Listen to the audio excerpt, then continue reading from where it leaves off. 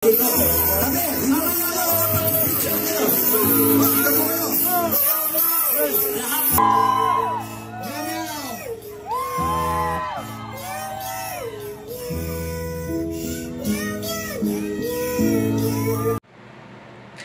mga kabibig! Welcome back sa ating bagong YouTube channel. Ito ang pinakamaingay ng YouTuber sa balat ng YouTube.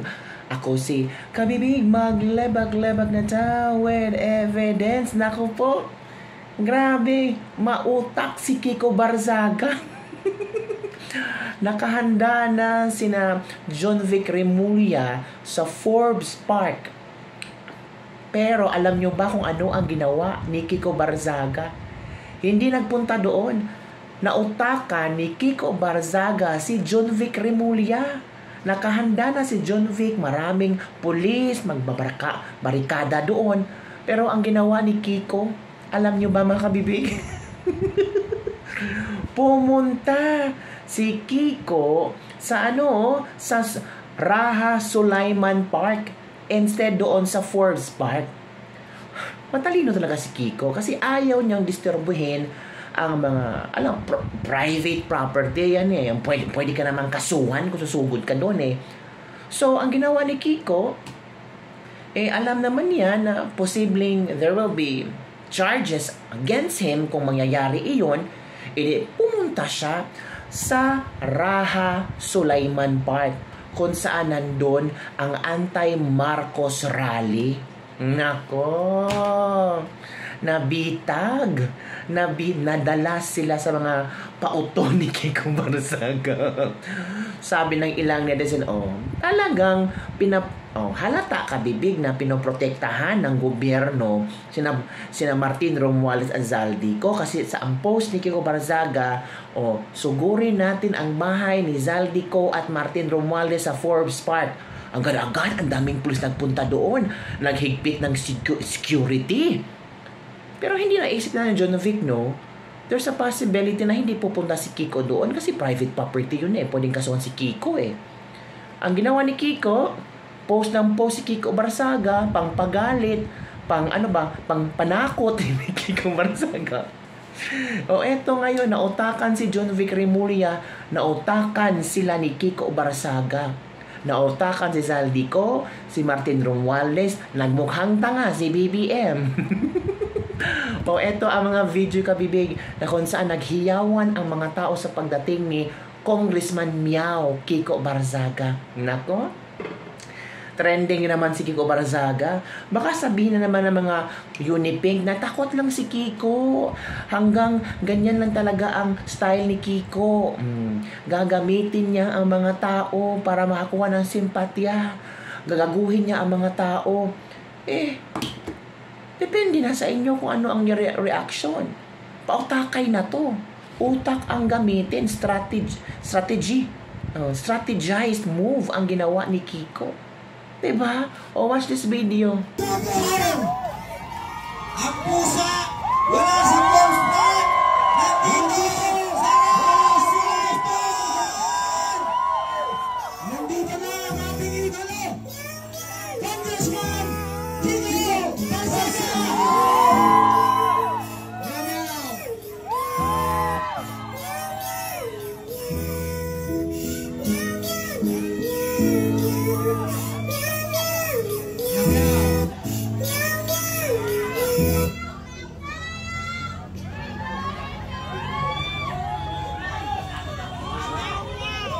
Okay, mamaya mapapakinggan nyo si Congressman Kiko. Magpapahinga lang sandali, ha? Kung Kiko, mukhang naisuhan mo si John Vic Remulla. Pinaghandaan ka ng loko-loko. Tabi kayo, tabi. Pagkaano muna po natin. Pagkaano natin si Congressman Kiko. Tabi, mamaya lang. Makita po kayo. Lahat po. Sa harapan.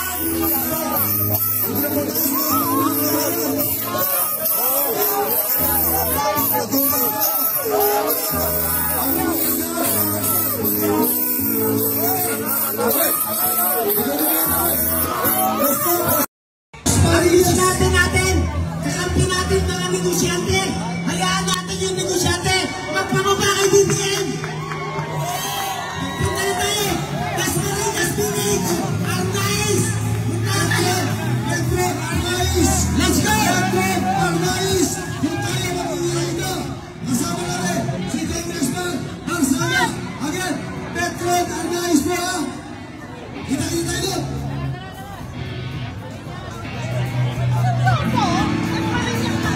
Yung mga riders, mauna tayo sa Dasma! Ang gusto tayo dito! Dasma tayo, Dasma! Sa Arnaiz!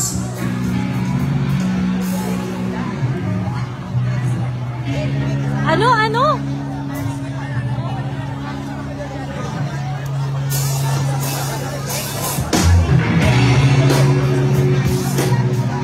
Ano daw? Mga kasama! Dasmariñas! Makalyanes? Ano ka? Mga balik ko kayo, Dasmariñas Village! Dasmariñas Village? Mauuna kesa sa Forbes Park.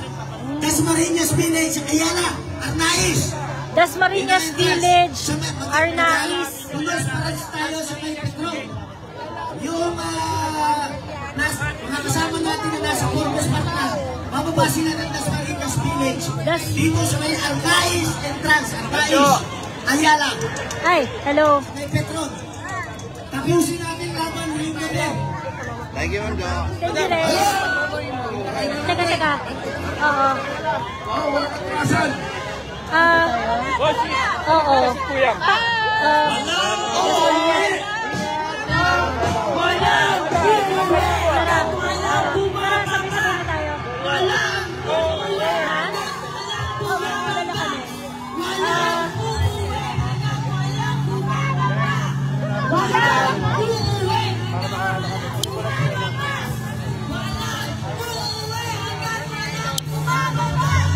Dumadami na yung tao, actually, dumadami na yung tao dito.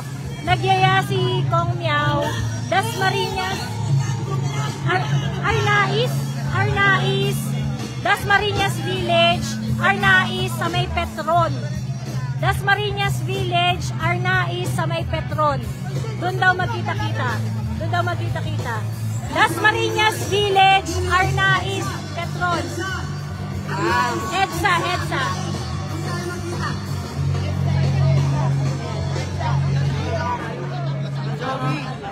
Ay, sure. Yung may sasakyan. Saan po yun? Along EDSA daw. Dasmariñas Village, Arnaiz, Petron. Along EDSA lang daw yun. Oo, bago raw mag-Forbes. Ayan na, hindi ko alam kung saang side. Hindi ko sure. Oo nga eh. Oo nga eh. Ayan. So kita-kita tayo guys. Sabi ng mga netizen, nautakan ni Congressman Kiko si Secretary John Vic habang nag-aabang ang DILG Secretary sa Forbes. Nandito sa Raja Sulaiman si Congressman Kiko. Dito siya aaten ng rally. Oopsie, mali. Di ba mga kabibig? Ito pa ang ibang komento ng ating mga netizen ha. Ito, Congressman Kiko just unveiled how the government protects the Crocs. O, diba? Strategy ni Kiko, post niya sa Forbes Park kasi nandun sina Martin Romualdez at Zaldico, mga bahay nila. Anong ginawa ng gobyerno? Pinoprotektahan ang lugar. So, nakita ng mga tao na akala natin ang gobyerno ay galit sa mga magnanakaw, di ba? Boom! Kita na ang gobyerno. Nice one, Congressman Miao. Talagang pinoprotektahan nila si Martina Zaldico. Clap, Congressman Kiko Barzaga, you are the man. Pinag-isipan talaga kung ano ang gagawin. Ito pa. Pinapakita lang ng PNP na gagawin nila lahat na maprotektahan lang yung mga buwaya. Dapat alisin na sila yung bandila sa uniforme nila at palitan ang mukha nila ni Remulla. Ang galing naman ng ating pusang ito, pinag-isipan ang plano na paghalataan tuloy si John Vic kung sino talagang pinoprotektahan niya in the service to the crooks, not to the Filipino people. Tama pala yung sinabi ni Kiko Barzaga na this protest will be remarkable. Kasi ito yung gigising sa mata ng maraming tao. Diba? Pinaghandaan pa naman ni John Vic, Kiko Barzaga versus 2,000 police. Congressman Kiko Barzaga, idol, it's a prank lang pala. Smart move, Congressman Kiko. Nilaro si John Vic ng batang congressman. And what does this tell us? Ang bilis niyang kumilos para protektahan ang malaking buwaya. In no time, ganun karami yung pinadeploy nilang mga pulis. Ganon siya kahimod puwet, ang lala niya sobra. Sunod-sunuran lang at nagpapagamit lang siya. Kadiri ka, John Vic. Isama mo yung kapatid mong buhay pa pero naagnas na kadiri from Marie Claire Montes. 2,000 PNP personnel. Grabe. Na it's a prank kayo ni Kiko Barzaga. Simpleng bitag. Huli na naman sila. Kaya halatang halata talaga na protektado nila ang mga buhaya. And the crooks are going to second guess Congressman Miao's every word. Nice one, Congressman Miao. It's just proof na mas matalino pa itong tinatawag nilang pusa at may sakit sa utak versus the whole admin lumped together. Ayan, matalino ang batang ito talaga. Ramdam ko, lilituhin niya para mapamukha sa kanila, mga bobo at nga sila. Ang dami na John Vic, tapos si Kiko Barzaga, nilaro lang pala nila. Ay, ang larong pusa pala ang ginawa ni Kiko. O, tingnan yung kabibig. Nilaro ni Kiko ang mga pulis. Nilaro ni Kiko si John Vic Remulla. Yun kabibig, yun ang mga reaction na maraming Pilipino. Great idea, Congressman Kiko Barzaga. Nako. Namyaw si John Vic, hindi kaya ang group effort niya. Love it, ang matching na iisahan din.